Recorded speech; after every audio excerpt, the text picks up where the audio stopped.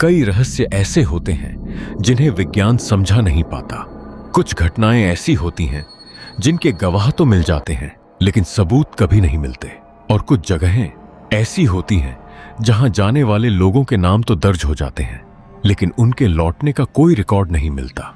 आज की यह कहानी एक ऐसे ही जंगल की है। एक जंगल जो एक पुराने स्कूल के पीछे फैला हुआ था। एक जंगल जहां जाने वाले कई लोग कभी वापस नहीं लौटे, और जो लौटे उन्होंने ऐसी बातें बताईं जिन्हें सुनकर आज भी लोगों की रूह कांप जाती है। लेकिन सबसे डरावनी बात यह नहीं है। सबसे डरावनी बात यह है कि आज भी वह जंगल वहीं मौजूद है और गांव के लोग आज भी उसके पास जाने से डरते हैं, क्योंकि उनका मानना है कि वहां कोई रहता है जो इंसान नहीं है। उत्तर प्रदेश के एक दूर दराज इलाके में एक छोटा सा गांव था। नाम था सुरजनपुर। चारों तरफ खेत, कच्ची सड़कें, पुराने मकान और गांव के बीचों बीच बना एक सरकारी स्कूल।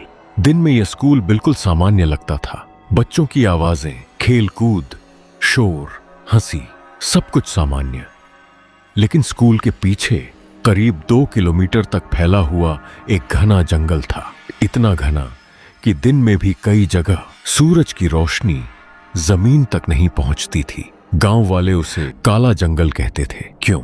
इसका जवाब किसी के पास नहीं था, लेकिन हर बुजुर्ग यही कहता था, सूरज डूबने के बाद उधर मत जाना। यह कहानी नई नहीं थी। लगभग 40 साल पहले 1978 में गांव का एक लकड़हारा जंगल में गया था। उसका नाम था हरिराम। वह रोज की तरह लकड़ियां काटने गया, लेकिन उस दिन वापस नहीं आया। गांव वालों ने पूरी रात खोज की, अगले दिन भी, तीसरे दिन भी, लेकिन हरिराम का कोई पता नहीं चला। न उसकी कुल्हाड़ी मिली, न कपड़े, न कोई निशान, जैसे वह कभी अस्तित्व में था ही नहीं। लोगों ने मान लिया कि शायद किसी जंगली जानवर ने हमला कर दिया होगा, लेकिन अजीब बात यह थी कि जंगल में ऐसा कोई जानवर था ही नहीं। हरिराम के गायब होने के बाद गांव में अजीब बातें फैलने लगीं। कुछ लोगों ने दावा किया कि उन्होंने रात में जंगल के अंदर रोशनी देखी। कुछ ने कहा कि उन्हें किसी औरत के रोने की आवाज सुनाई देती है। कुछ लोगों का कहना था कि पेड़ों के बीच कोई सफेद आकृति दिखाई देती है, लेकिन किसी ने भी कभी उसके पास जाने की हिम्मत नहीं की। समय बीतता गया और यह कहानी धीरे धीरे गांव की लोक कथा बन गई। सन 1989 स्कूल में एक नया चौकीदार आया। नाम था राम खेलावन। उसे गांव वालों की बातों पर विश्वास नहीं था। वह अक्सर उनका मजाक उड़ाता था। एक रात स्कूल में चोरी की अफवाह के कारण वह देर तक जाग रहा था। करीब 1 बजे उसे स्कूल के पीछे से किसी बच्चे के रोने की आवाज सुनाई दी। पहले तो उसने ध्यान नहीं दिया, लेकिन आवाज लगातार आती रही, धीरे धीरे, दुख भरी, डरावनी, जैसे कोई बच्चा मदद मांग रहा हो। राम खेलावन टॉर्च लेकर जंगल की तरफ बढ़ा और फिर वह पूरी रात वापस नहीं आया। सुबह गांव वाले उसे ढूंढने निकले। करीब आधा किलोमीटर अंदर उन्हें राम खेलावन मिला। वह एक पेड़ के नीचे बैठा था, जिंदा, लेकिन उसकी हालत देखकर सब डर गए। उसकी आंखें पूरी तरह लाल थीं, चेहरा पीला पड़ चुका था और वह कांप रहा था। जब लोगों ने पूछा कि क्या हुआ, तो उसने सिर्फ एक ही बात कही, वह बच्चा इंसान नहीं था। उसके बाद उसने कभी उस घटना के बारे में कुछ नहीं बताया और कुछ महीनों बाद गांव छोड़कर चला गया। स्कूल के पुराने रिकॉर्ड रूम में एक कमरा था जो हमेशा बंद रहता था। बच्चे उसे भूत वाला कमरा कहते थे, क्योंकि वहां पुरानी फाइलें रखी थीं और दीवारों पर नमी के काले निशान बने हुए थे। एक दिन कुछ बच्चों ने खिड़की से अंदर झांका। उन्हें वहां एक पुरानी तस्वीर मिली। तस्वीर करीब 50 साल पुरानी थी। उसमें स्कूल के छात्र खड़े थे, लेकिन तस्वीर के कोने में पेड़ों के बीच एक धुंधली आकृति दिखाई दे रही थी। एक ऐसी आकृति जो किसी छात्र की नहीं थी। सन 1998 स्कूल में 5 दोस्त पढ़ते थे, रोहित, अमित, दीपक, सोनू और विक्रम। इन 5 को रहस्यमयी चीजों में बहुत रुचि थी।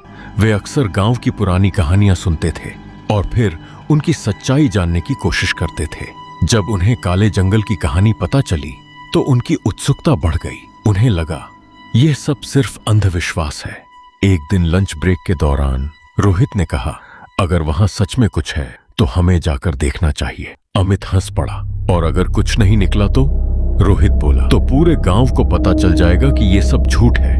धीरे धीरे बाकी चारों भी तैयार हो गए। उन्होंने फैसला किया कि शनिवार को स्कूल खत्म होने के बाद जंगल में जाएंगे और कैमरे में सब रिकॉर्ड करेंगे। शनिवार से एक दिन पहले वे गांव के सबसे बुजुर्ग व्यक्ति से मिलने गए। उसका नाम था गंगाराम बाबा। जब उन्होंने जंगल के बारे में पूछा तो बाबा का चेहरा अचानक गंभीर हो गया। कुछ देर तक वह चुप रहा, फिर बोला, तुम लोग वहां मत जाना। रोहित ने पूछा, क्यों? बाबा ने गहरी सांस ली और कहा, क्योंकि वहां जंगल नहीं है। पांचों एक दूसरे का मुंह देखने लगे। तो फिर क्या है? बाबा ने जवाब दिया, यही तो कोई नहीं जानता। उस रात रोहित को नींद नहीं आई। वह स्कूल के रिकॉर्ड रूम में घुस गया। उसे वहां एक पुरानी डायरी मिली। डायरी 1962 की थी। उसमें स्कूल के एक शिक्षक की लिखावट थी। आखिरी पन्ने पर लिखा था, मैंने आज फिर उन्हें देखा। वे पेड़ों के बीच खड़े थे। वे इंसान जैसे दिखते हैं, लेकिन उनकी आंखें इंसानों जैसी नहीं हैं। इसके बाद डायरी खत्म हो जाती थी। कोई अगला पन्ना नहीं था। शनिवार आ गया और संयोग से उस दिन अमावस्या भी थी। शाम के 5 बजे स्कूल खाली हो चुका था। आसमान पर काले बादल छा रहे थे। हवा में अजीब सी ठंडक थी। जंगल असामान्य रूप से शांत था, इतना शांत कि अपनी सांसों की आवाज भी साफ सुनाई दे रही थी। पांचों दोस्तों ने टॉर्च उठाई, कैमरा चालू किया और धीरे धीरे जंगल की ओर बढ़ने लगे। और यह कहानी यही खत्म नहीं होती है, अभी तो शुरुआत थी। उन 5 दोस्तों के साथ जंगल में क्या हुआ, क्या वह पता लगा पाएंगे उस रहस्यमय जंगल का राज, या फिर वह उस जंगल से कभी वापस नहीं आएंगे? लौटकर तो ये हम सब देखेंगे। पार्ट 2 में अगर आपसे पार्ट 2 मिस ना हो जाए तो हमारे चैनल को सब्सक्राइब और वीडियो को लाइक कर ले और नोटिफिकेशन को ऑन जरूर कर लेना, ताकि जब भी मैं पार्ट 2 अपलोड करूं तो उसका नोटिफिकेशन सबसे पहले आपके पास जाए और आप बने रहे। हमारी कहानी के साथ तो हम लेकर आएंगे बहुत जल्द पार्ट 2। तब तक आप सभी को कहानी देखने के लिए बहुत बहुत धन्यवाद।